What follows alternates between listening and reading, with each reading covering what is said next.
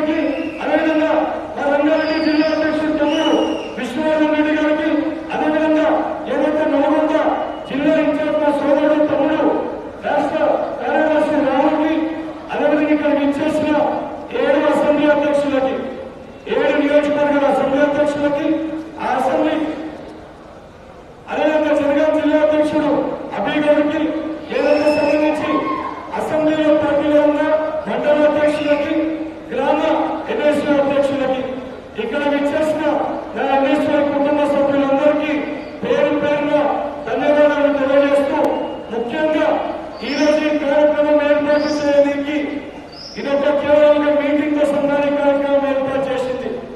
ఏదైతే సంబంధించి ఏదైతే కాలో ఎంపీ నాన్న కింద అడుగుతామని చెప్పిండు, ఎన్ఎస్సీ అంటే కేవలం మీరు ఒకటే ఒకరికి మొబైల్ చేస్తారు మీటింగ్ పెడతారని చెప్పి, ఒకటే ఒకరికి మొబైల్ కాదు, ప్రతి అసెంబ్లీ స్థాయిలో ఏదైతే ఎన్ఎస్సీకి కాలేజెస్ ఉన్న దగ్గర యూనిట్ దొరుకుతుంది. కాకపోతే గత 3 సంవత్సరాలుగా కష్టపడి గ్రామ స్థాయి వరకు ఎన్ఎస్సీని చేరవేసి ఎన్ఎస్సీ వరకు కష్టపడదో గుర్తించి ఈ రోజు భువనగిరి పార్లమెంట్ లో 70% గ్రామాలకు ఎన్ఎస్సీ అధ్యక్షులు ఉన్నారు. మీకు లిస్టు కూడా నా జిల్లా అధ్యక్షుల సమక్షంలో మీకు మల్లన్న గారికి కూడా అందిస్తాం. సో ఈ పార్లమెంట్ ఎన్నికల్లో, దాని తర్వాత జరగబోయే గ్రాడ్యుయేట్ ఎలక్షన్స్ లో, ఎమ్మెల్సీ ఎన్నికల్లో, ఈ రెండింటిలో మన పాత్ర ఏ విధంగా ఉండాలి, మనం ఏ రకంగా పనిచేయాలి, ఏ రకంగా బీజేపీ పార్టీ చేస్తున్న విష ప్రచారాన్ని తిప్పికొట్టే బాధ్యత ప్రతి ఒక్క ఎన్ఎస్సీ సైనికుడు ఏ రకంగా పనిచేయాలి, దాని గురించి వివరించడానికి ఏదైతే 2 క్యాండిడేట్స్ వాళ్ళు మన నుంచి ఏం ఎక్స్పెక్ట్ చేస్తున్నో, వాళ్ళు మన నుంచి ఏ పని ఎక్స్పెక్ట్ చేస్తున్నో ఆ వాస్తవాలు దానితో మాట్లాడించడానికి కార్యక్రమాన్ని ఏర్పాటు చేయడం జరిగింది.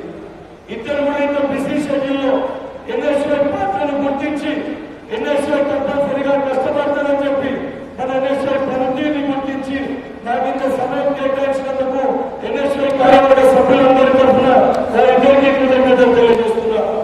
అన్న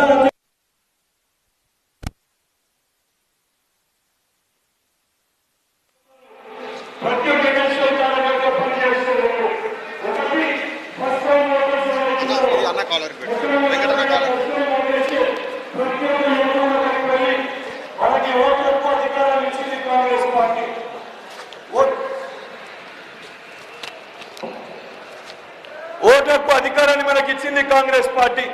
మొట్టమొదటిసారి మన మొట్టమొదటి ఓటు కూడా మనకి ఓటకు ఇచ్చిన పార్టీకి మనం ఓటేయాలని చెప్పి ఫస్ట్ టైం ఓటర్స్ కి చెప్పాలి.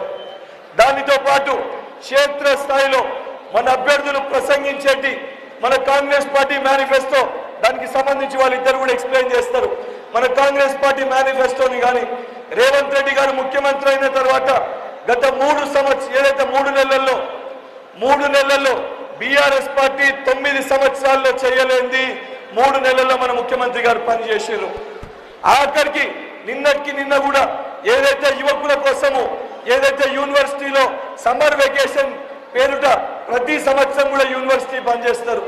కానీ యువకులు చదువుకోవాలి, వాళ్ళకి పౌష్టికాహారాన్ని అందించాలని చెప్పి సమ్మర్ వెకేషన్ టైంలో కూడా యూనివర్సిటీ హాస్టల్స్ పనిచేయకుండా యువకులకి ఉద్యోగాలకు ప్రిపేర్ అవుతుందని చెప్పి ఒక పెద్ద మనసుతోటి హాస్టల్స్ అన్నింటినీ కూడా తెరిచారు.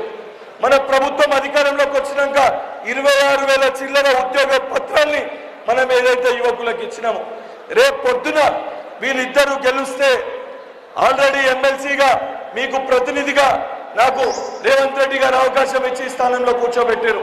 రేపొద్దున నాకు తోడుగా మల్లన్న కూడా గెలిచిండు అనుకోండి, రేపొద్దున 2 ఎమ్మెల్సీలు అయితే మల్లన్న ఆలోచన విధానం ఏదైతే గ్రౌండ్ లెవెల్లో నేను దూకుడుతనం, ఈ రెండూ కలిస్తే ఏదైతే యువకులకు కానీ విద్యార్థులకు కానీ ప్రతి సమస్య పరిష్కారం అవుతుంది. ఈ వాస్తవాలు మీరు క్షేత్రస్థాయిలోకి వెళ్ళి చెప్పాలి.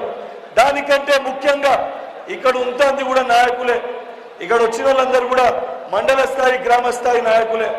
రేపొద్దున మీ భవిష్యత్తు కానీ, రేపొద్దున లోకల్ బాడీలో కానీ, సర్పంచ్లో కానీ, ఎంపీటీసీ కానీ, జెడ్పీటీసీ కానీ, కౌన్సిలర్లు కానీ, రేపొద్దున మీరు కూడా ఏదైనా ఎన్నికల్లో గెలవాలంటే ఎంపీ ఒక యువకుడిని గెలిపించుకుంటే, అదేవిధంగా మల్లన్న ఎమ్మెల్సీ గెలిపించుకుంటే తర్వాత జరగబోయే స్థానిక సంస్థ ఎన్నికల్లో మనము గెలిచి రేపు పొద్దున మన నియోజకవర్గ ప్రజలకి, మన మండల ప్రజలకి, మన గ్రామ ప్రజలకి సేవ చేసుకోనికి మనకు ఉపయోగపడుతుంది. ఈరోజు కాంగ్రెస్ పార్టీ ఏదైతే సంబంధించి చామల కిరణ్ రెడ్డి అన్న కూడా ఎన్ఎస్వై యూత్ కాంగ్రెస్కి వెళ్ళి వచ్చారు కాబట్టి వారికి ఎన్ఎస్వై కష్టమైందో తెలుసు. చామల కిరణ్ గెలిపించుకోవాల్సిన అవసరము బాధ్యత మన పైన ఉంది. ఏదైతే అన్న కోసం పని చేస్తున్నాం అన్నది కాకుండా మన కోసం మనం పని చేసుకుంటున్నాం అనే విధంగా రేపొద్దున కిరణ్ అన్న గెలిస్తే రేపొద్దున మన భవిష్యత్తు బాగుంటుంది. సో కిరణ్ అన్నని తప్పనిసరిగా ఓటు వేయించి ఏదైతే ప్రజలతోటి ఓటు వేయించి గెలిపించాల్సిన బాధ్యత మన పైన ఉంది. ముఖ్యంగా ఈరోజు బీజేపీ పార్టీ బయలుదేరింది. మతం వారిగా అందరూ అంటారు, విద్యార్థులు యువకులు బీజేపీ పార్టీ వైపు ఉన్నారని చెప్పి ఆ పార్టీ నాయకులు మాట్లాడుతారు. బీజేపీ పార్టీ గత 10 సంవత్సరాలుగా బీఆర్ఎస్ పార్టీ అధికారంలో ఉన్నప్పుడు ఏదైతే ఇక్కడ విద్యార్థులు యువకులు చనిపోతున్నప్పుడు బీజేపీ పార్టీ నాయకులు ఒక్కరోజు కూడా పోయి దానిపైన పోరాటం చేయలే. ఆ రోజు పోరాటం చేసింది కాంగ్రెస్ పార్టీ శ్రేణులు, కాంగ్రెస్ పార్టీ నాయకులు. మనము ఎన్ఎస్ఐ మనము పోరాటం చేసినాం. ఈరోజు వాళ్ళు వచ్చి దేవుని పేరుట ఓట్లు దండుకునే ప్రయత్నం చేస్తారు. దాన్ని తిప్పికొట్టే శక్తి అది సీనియర్ కాంగ్రెస్ చేయలేదు, కేవలం ఎన్ఎస్ఐ మటుకే చేయగలుగుతుంది. ఎందుకంటే మన చేతిలో ఉన్న అతిపెద్ద అస్త్రం social media, WhatsApp university, Facebook, Twitter. ప్రతిరోజు ఫేస్బుక్లో, ట్విట్టర్లో ఎక్కడ బీజేపీ పార్టీ నాయకులు మాట్లాడినా ఈ పార్లమెంట్ పరిధిలో మన ఇద్దరు అభ్యర్థుల పేరిట ఒక్క మాట మాట్లాడినా వాళ్ళు ఒక్క కమెంట్ పెడితే ఒక్క కమెంట్కి 100 కమెంట్లు మనం పెట్టాలి. వాళ్ళని మనమే తిట్టిరని మనం భావించాలి, వాళ్ళు మన గురించే మాట్లాడిరని చెప్పి మనం భావించాలి. వాటిలో ఒక్కసారి వాళ్ళకి తగిన గుణపాఠం చెప్తే దానితో పాటు ప్రతి ఒక్కరు కూడా మీ సోషల్ మీడియాలో బీజేపీ పార్టీ గత 10 సంవత్సరాలు మాకు ఇచ్చింది ఏంటంటే గాడిద గుడ్డు మాకు ఇచ్చింది, గాడిద గుడ్డు తప్ప మనకి బీజేపీ పార్టీ ఏమి ఇయ్యలేదని చెప్పి సోషల్ మీడియాలో మీ యొక్క గ్రామ గ్రూప్లలో మీరందరూ కూడా ప్రచారం చేస్తే ఒక టెంపో క్రియేట్ అవుతుంది. ఏదైతే కిరణ్ అన్న గెలుస్తుండో, మల్లన్న గెలుస్తుండో, వీళ్ళిద్దరి వెంట ఏదైతే భువనగిరి పార్లమెంట్లో ఉన్న యువకులు ఉన్నారు అనే ఒక మెసేజ్ని మనం ఇవ్వగలిగితే 100% వీళ్ళిద్దరూ భారీ మెజారిటీతో గెలుస్తారు. దానికి ప్రతి ఒక్క ఎన్ఎస్ఐ శ్రేణుడు కూడా రేపు పొద్దునకెళ్ళి క్షేత్రస్థాయిలో, మీ గ్రామ స్థాయిలో మీరందరూ కూడా కష్టపడి వాళ్ళిద్దరినీ గెలిపియాలి. అదేవిధంగా మల్లన్న మీకు కూడా మేము మాటిస్తున్నాము. ఏదైతే సంబంధించి ఈ పార్లమెంట్ కాక వేరే 2 జిల్లాల్లో కూడా మండల స్థాయి, గ్రామ స్థాయి మా ఎన్ఎస్ఐ సభ్యులతోటి ఆ డేటా అంతా కూడా మీకు ఇస్తాము.